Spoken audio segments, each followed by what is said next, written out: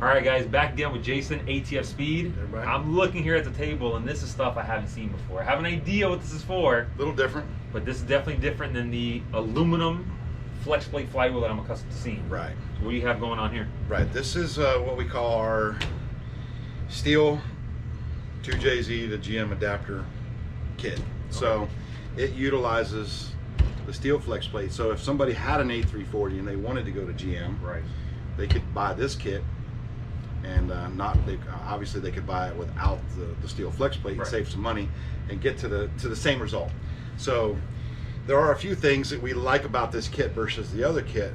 One of the main things is the mounting hardware to mount the torque converter to what we call the converter adapter. So when you have the aluminum kit and it's put together, the ring gear is covering the hole. Okay. So it makes it real hard to get the hardware. So say you had a torque converter that wasn't threaded and it was through bolt. Right. And now you have a bolt that's 1.5 inches long or 1.75 inches long. You can't get it to make that turn to get it in there. So what's nice about this kit is we can separate it now. Now we can take the converter adapter and we can mount it to the torque converter, right? And have that in the transmission ready to go. We can take the steel flex plate, mount it directly on the engine with the engine side engraving towards the engine, making sure to use the steel crank spacer. And then with this setup, we're going to use a different style of ARP bolt that we carry and a Nordlock washer. And what that's going to do is allow us to keep that torque really tight on the bolt. This is for the really people who are making like 1,500 plus horsepower. I mean, we've got these kits on cars that make 2,000 horsepower or even more. But with the Nordlock washers, it definitely keeps those bolts tight. One thing I want to go over that we get questions on a lot is, does this kit use the aluminum I had a feeling.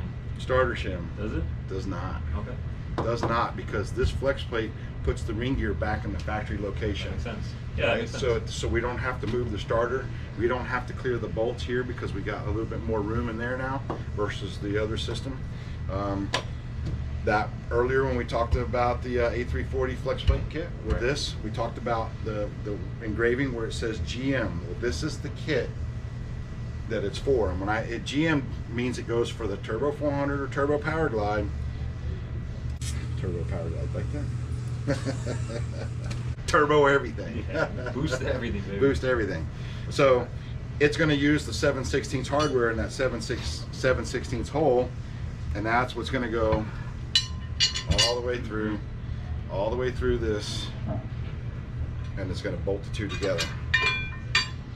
This, we used steel nuts where we pressed them in so that, again, if you needed to service this, you could actually press these out, put new nuts in there, and keep this, you know, a viable kit for a very long time. A lot of people do prefer this kit over the other kit, but I still like the aluminum flywheel. I think it's a little lighter versus this kit when it's all said and done. I usually recommend the aluminum flywheel for cars like yours and stuff where we're doing that. You know, a lot of people run my aluminum flywheel kit. I could go on and on and on about all the people who are running it.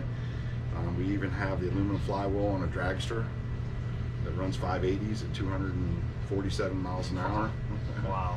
So we know it holds up, and that's why that is our go-to. But you know, I've sold several of these kits to Dubai, and they run on some really high horsepower stuff over there. So this Allen bolt, just for curiosity, this Allen bolt, is this That is a pilot, right, that we can change. That one's actually a little bit on the long side. The one that would come in your kit would be just a hair shorter. That is for the two-piece kit, which we'll explain later in another video what it's about. I don't want to create too much confusion here, but and then also this kit, right? So if you wanted to add it with the mid-plate ears, you can put all these ears on this kit, just like the other one.